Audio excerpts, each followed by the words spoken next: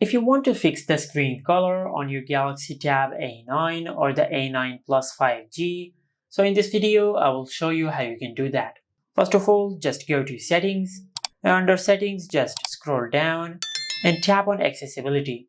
Under Accessibility, just tap on Vision Enhancements. Now from here, just tap on Color Correction and disable Color Correction from here.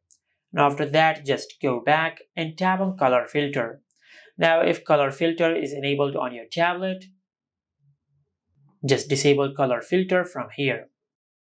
And also under vision enhancements, if any of these options is enabled, just disable it from here.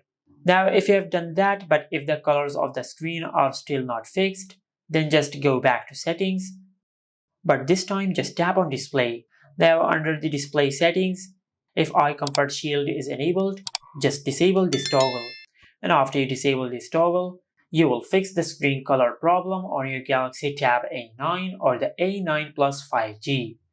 And this is it. Make sure to like, comment and subscribe. Thank you for watching.